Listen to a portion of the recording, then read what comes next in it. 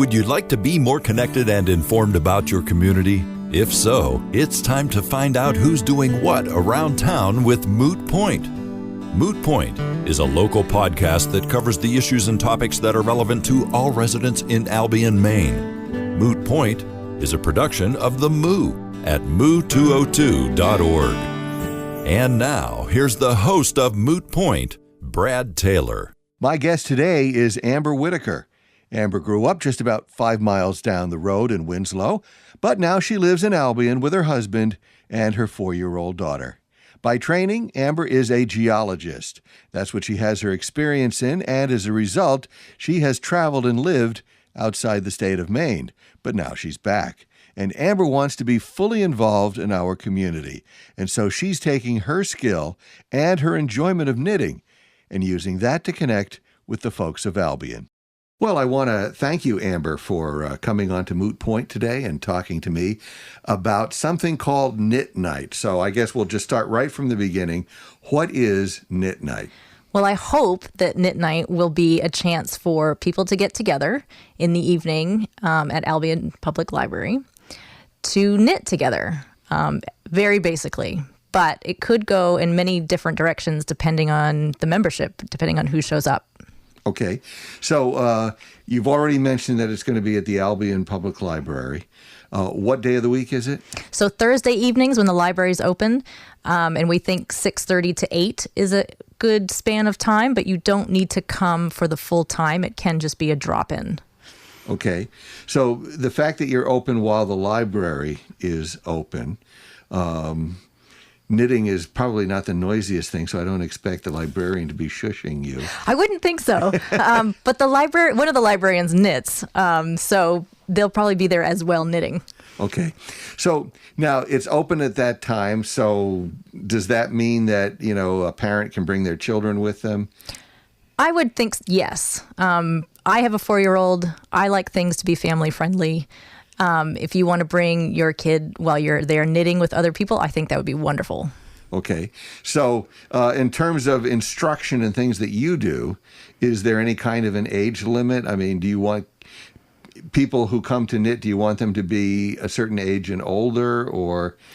I don't want to put an age on it because every kid is different. I know that I really want to teach my 4-year-old to knit, but I don't think she's ready. She doesn't quite follow directions, but if your 4-year-old can follow directions and can sit and work on something for a long period of time, then there's really no problem. It's really just a level of ability or interest. Okay.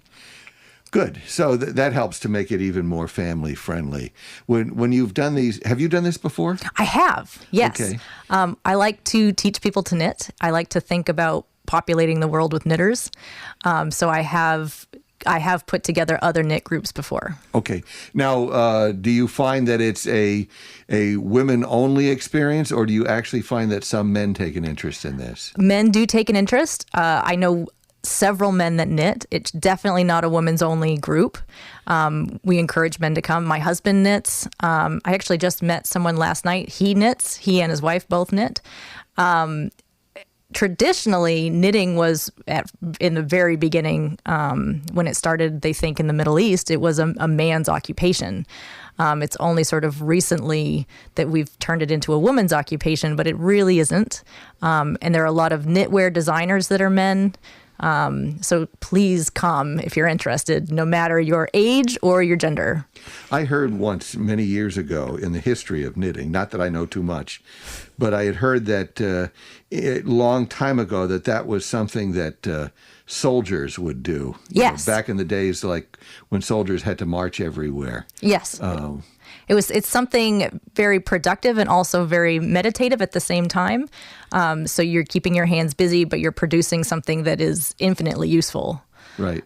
Especially when you're fighting in the middle of winter. Yes, yes.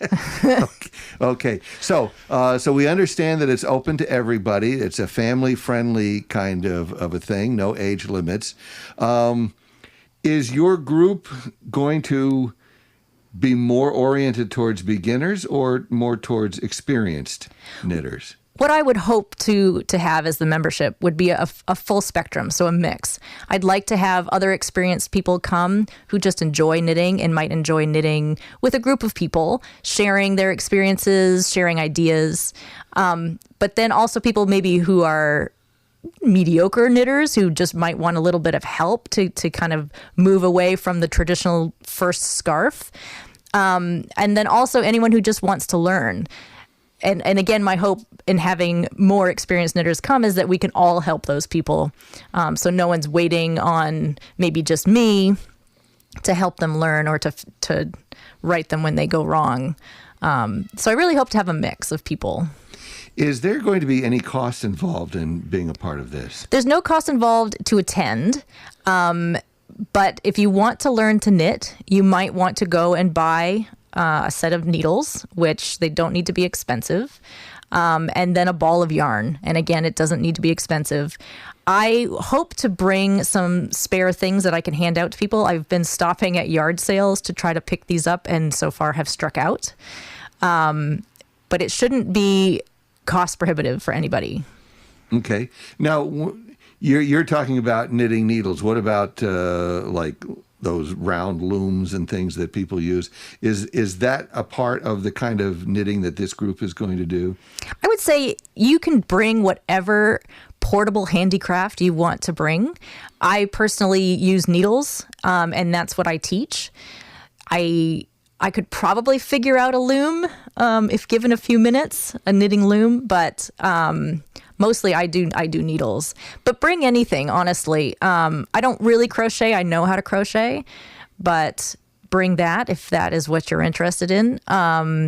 Cross stitching, whatever you want to bring that's portable, I think you should bring. I know it's called Knit Nite, and that's kind of what I focus on, but it doesn't need to be that way. So as far as you're concerned, if you're giving instruction, it's only going to be on the actual knitting. Right. It won't be on other things that people could do. So that brings me to what sort of instruction are you going to be offering people? I mean, are you going to have them making, a fine Swedish sweater before before Christmas, or what are you thinking you're going to have people doing? Probably a lovely scarf before Christmas. Okay. Usually you start with a rectangle and you start with just the knit stitch. There are other stitches in knitting that you can learn after you master that. But using just the knit stitch and a simple pair of needles, you can make a really nice scarf. So that is something that is very doable for most people. I know that some people actually do knitting they get orders from people to make things for them, whether they be things like sweaters or gloves or hats or anything like that. How difficult is it to knit with a consistent level of quality where, you could actually do something like this productively? I mean, financially productively. Well, so that's an interesting term, financially productively. Knitting does take a long time if you're knitting by hand. This is kind of why they invented knitting machines, so that they could crank out things and charge a reasonable sum. If you want to pay yourself a reasonable minimum wage while you're knitting, your items that you produce become very expensive. So it's not really something that you'll probably find you want to do as a job. Now, having said that, of course, there are people who are test knitters for knitting pattern companies or for knitting magazines. And I believe, those people probably knit at a great rate of speed. But it's mostly kind of a slow endeavor. But another part of your question is how is it possible to do it at a high level of quality? And the answer to that is absolutely yes. Anything you practice, you'll probably get quite good at it. And knitting is a very easy skill to pick up. It takes a little time, but once you have it, it's very methodical and you can produce even stitches and your work will look nice. Interesting. Okay, we're going to take a brief break, and then we're going to come back, and we're going to learn many other things about knitting, I hope. Okay. Do you moo? Currently, the only way to listen to Albion's local radio station, The Moo, is by using the TuneIn radio app. The TuneIn radio app can be downloaded for free from either the App Store or the Play Store on your phone or tablet. Once you have the app, search for The Moo. After it appears, click on the heart emblem to make the moo one of your favorites. Then, each time you open the app, it will automatically start playing the moo. Here's one other tip. If the station keeps cutting out, go into the TuneIn Radio app settings and make the buffering time longer. By doing that, you'll have a smoother, more enjoyable experience. Remember, the Moo is the only radio station that talks exclusively about life in Albion. So if you'd like to feel more connected to our community, listen to the Moo using the TuneIn Radio app. And we're back, and we were talking before the break about just learning skills and things like that. What I'd like to know is more of what the whole knitting experience is. I mean, you say that you've been knitting for a long time. What does knitting do for you in terms of, say, an emotional release or whatever? I don't know. I don't know how to really ask. No, that's a good question. I think that knitting provides a lot of different things for different people. For me, I really enjoy creating things. Knitting is not my only craft, but it is something that is portable, so it makes it nice to do in a group. And I like to just create something, but also something that is practical. And so with knitting, you can knit things that people can wear. Sweaters, mittens, scarves, and they don't need to be complicated and they don't need to be large. So you can create many things for many different people. And then another thing that I really like is to give handmade gifts. And again, knitting provides that for me.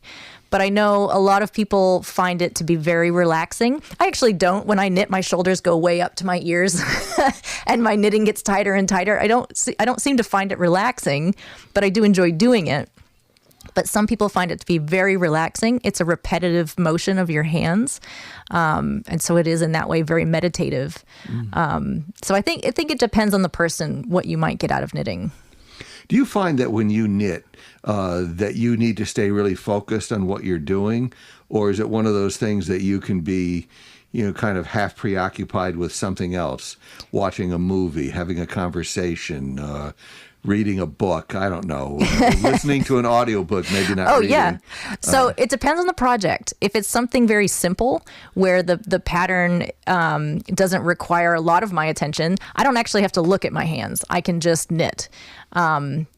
So if you're just knitting, doing the knit stitch or knitting and purling, which is another stitch, I can do other things. I could look at somebody and have a conversation, listen to an audiobook, things like that.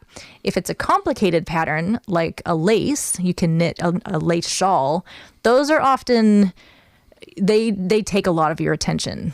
So it just totally depends on the project. Okay. So that being the case, since this is a knitting group, how easy will it be for people to actually connect with other people if they come to the group? I think it's funny. You find that you do a lot of talking at a knitting group. So you may not choose to bring a complicated project. I often choose to bring something that's not very complicated that I can pick up and put down with no problem so that I can talk to other people and help them with their knitting. So it's usually at the group itself. Maybe you're not productive, but hopefully you're getting inspired or you're getting help or you're just enjoying the company of other knitters. How many, because you've mentioned a couple different stitches, how many stitches are there in the world of knitting? Well, it's kind of mostly a variation on knitting and purling. But then you throw in other things like you loop the yarn over your needle to create a new stitch. And then it's all variations on those. So you might combine them in different ways. You might knit 2 or 3 stitches together. You might create new stitches from the original stitch. I mean, really, it's almost an infinite number of combinations of loops. Knitting is just a series of loops. And it's just ways that you're putting loops together. I don't know that I could put a number on it. I have a lot of books and magazines that have different patterns that you make from these different stitches, which I will bring to the group to throw that in. Okay. But yeah, I don't know that I could put a number on it. It would seem to me that you would want to use different combinations for different purposes. Not that I know anything about this, but I'm just thinking, like, if somebody's making a sweater and they have to put in a sleeve, there's got to be something about putting the sleeve in that requires a certain kind of stitch. Yeah, there are. Yeah, very perceptive. And actually, there are a number of ways to put a sleeve in. If you just sort of look at your own shirts or sweaters at home, you can see that there's several different ways that you can set a sleeve into a sweater.